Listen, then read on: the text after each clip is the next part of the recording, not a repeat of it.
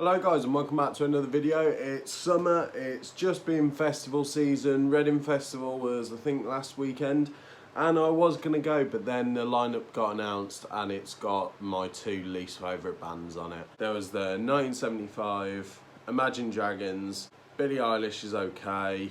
I loved Billie Eilish when she did When We Fall Asleep, Then Where Do We Go. That was a banging album and then it just all became a sort of watered down version of the same stuff. The Killers were there, they're pretty good. And then you're just going into Chippy Red, Central C and all that fucking wank. Right, so I thought, because I don't think it's a secret that Reading Festival lineups have slipped. Back in the day, there used to be some absolutely stacked fucking lineups and it looked incredible. Like, I would go to those, no doubt. But next year, I don't care how shit the lineup is, I'm going. Even Imagine Dragons' set didn't look awful. Oh, the misery.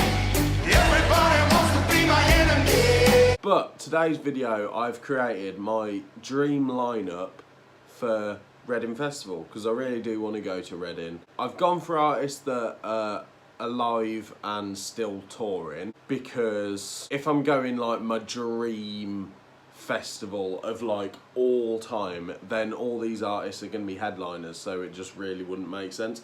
A few of these could be headliners on each day, so I've done the Friday, the Saturday and the Sunday, but I've got some smaller artists that I'd love to see there. Some I've played Reading before, but some I've seen before and I'd just like to see again. Right, so we'll start off on the Friday, obviously.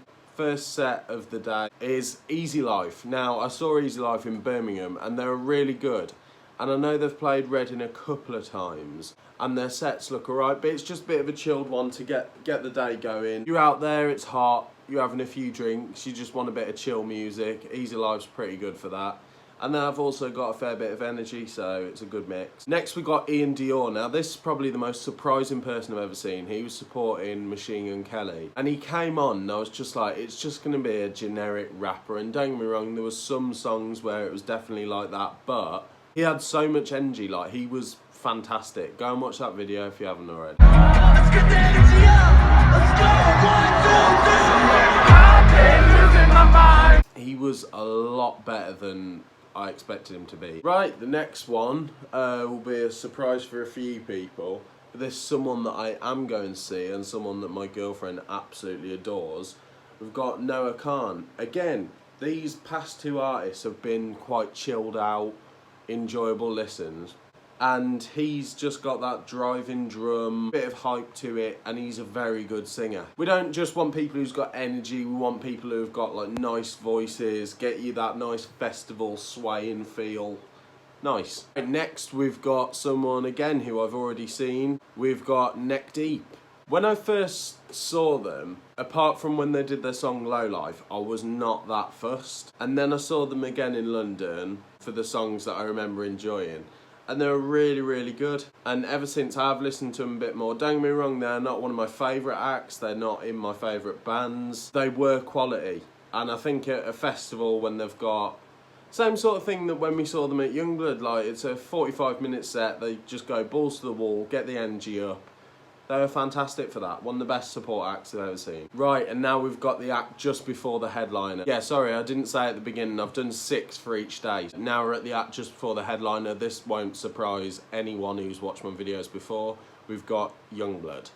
Now, as much as I would love to put Youngblood as a headliner, I think the act that's above, it would work really well if he was just before. So Youngblood, give him a sort of like hour 20 set, where same as Neck Deep, he can just come on and do a proper balls to the wall, like banging set. So like Super Dead Friends, Strawberry Lipstick, maybe throw in a bit of Original Me, shit like that, like his heavier stuff. Proper get the energy up to Bring Me the Horizon for headlining, where they can bring Youngblood on to do Obey. That would be quality. And they've done that before, they did that at Leeds in 2022.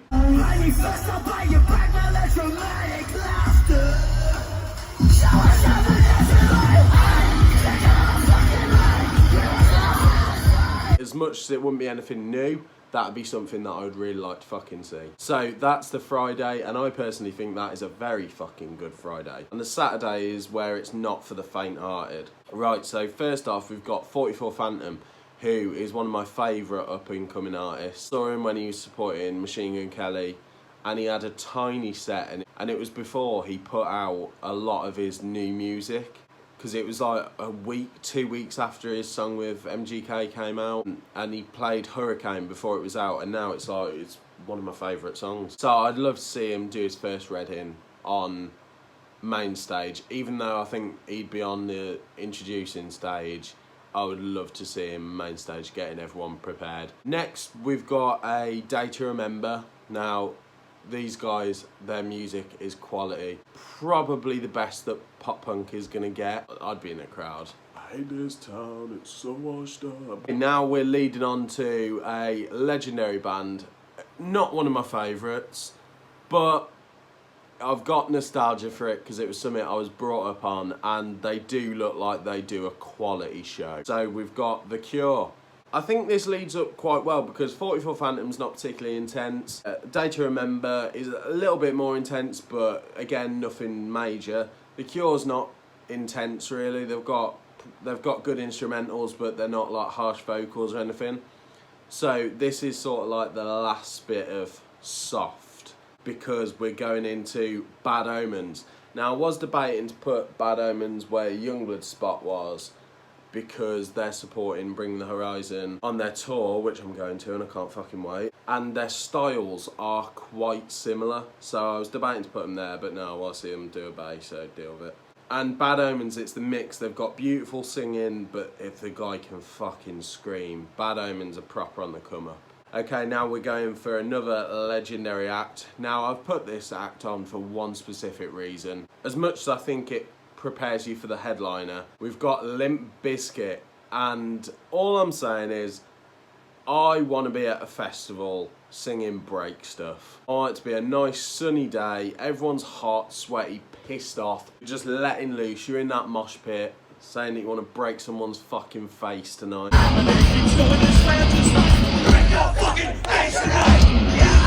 Yeah, I'd so be up for that. The headliner, now Limp Bizkit might have given it away, and my top might have given it away.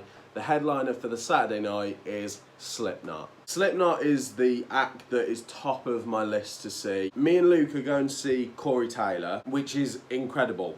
Love that. But I really want to go and see Slipknot, because I personally think, and I don't know the most about Slipknot out of anyone in the world, but I personally think they'll do one more album, maybe 2 tours, because I think it'll be a few years before they do another album. They'll do a tour in between, then do that one album, which I think they'll do really heavy. I think they'll do a really heavy album to give the fans what they want and bow out respectfully. I personally think that's what they do, and then do one more tour and that's their farewell, because like they're getting older, they are in their 50s.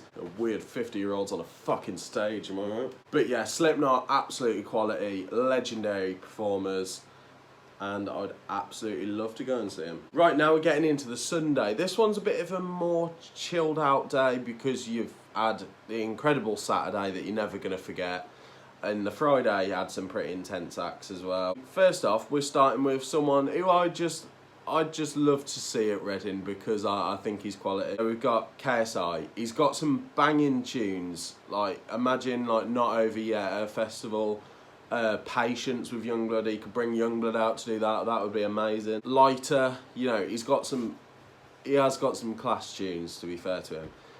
Next, we've got someone who I want to say is really underrated, but he knows everyone in this scene. So he's come on stage with Youngblood, he's done stuff with Machine Gun Kelly. I think Machine Gun Kelly brought him out the other day. Everyone knows him, but I still want to say he's underrated. So we've got Jaden, and one of the biggest reasons that I want to bring him out is thinking of who I'd go with. So, like, obviously my girlfriend for Noah Khan, and Jaden for me and Luke.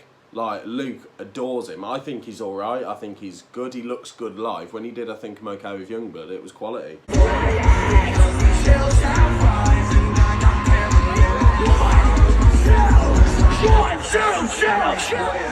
Watch me, take a But yeah, I just think it's nice to have someone that people around you are going to be really interested in as well. Okay, next we've got the pop punk princess. We've got Avril Lavigne.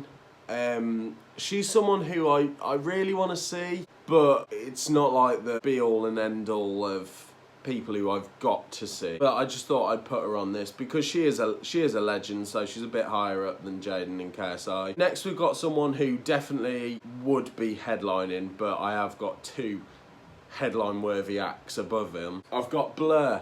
Now, they've done a comeback tour and played nights at Wembley, and I really regret not going to it because Blur's one of those that you want to say it's just like soft, easy listening shit, but when you look at what Damon's done with Gorillaz and that experimental sound, Blur's got such a weird sound by itself, and the influence it's had on some of my favourite artists. So Youngblood, you cannot tell me that Low Life does not have a slight resemblance to Parklife.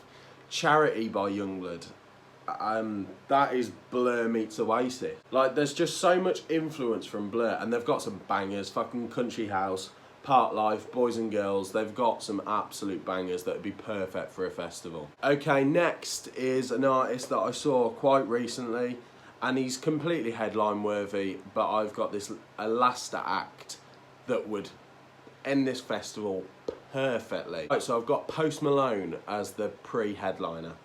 He was amazing. The only thing that I had with Post Malone is there is just so many times during his show that you just like, I can just hear the song in the background, I can't tell when he's singing. For someone who is so talented, and when you could hear him sing and shout and scream, he was fucking amazing, and the spectacle was amazing. So he's perfect for a festival. Right, I've got someone who's fucking biblical. He's not the most talented vocalist, but his shows look like the best thing on the fucking planet. He is a living legend. We've got Liam Gallagher. Now, I know he's played headline before at Reading. I think he did it in 2021. I think that was the year Post Malone was there as well. He's fucking biblical. Like, I've got all of his solo albums. Obviously, I'm a huge Oasis fan. I've got Supersonic tattooed down my neck. I think that he is amazing, and I just think that would end the festival so beautifully. You get some Oasis bangers on there, you get some of his solo stuff, which is so fucking good as well. Like, I'm not saying every one of his solo songs are amazing, but not every one of Oasis songs was amazing. Those are my thoughts of who I would have at my dream festival.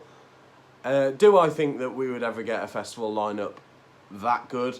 No, but I think that there's definitely some acts on there that could be there. I really wish that Slipknot were on another Reading. Bring the Horizon, I think is possible. Youngblood, I think is very possible. Limp Bizkit, I don't think is very likely. Liam Gallagher, I think is possible. Post Malone, I think is very possible. So thank you for watching this video. Don't forget to like, subscribe, comment down below what you thought of the video. And if you want some more of these type of videos of dream lineups for something or dream people to see, then be sure to check it out. But this is the final lineup, and I hope you enjoy. I'll see you later.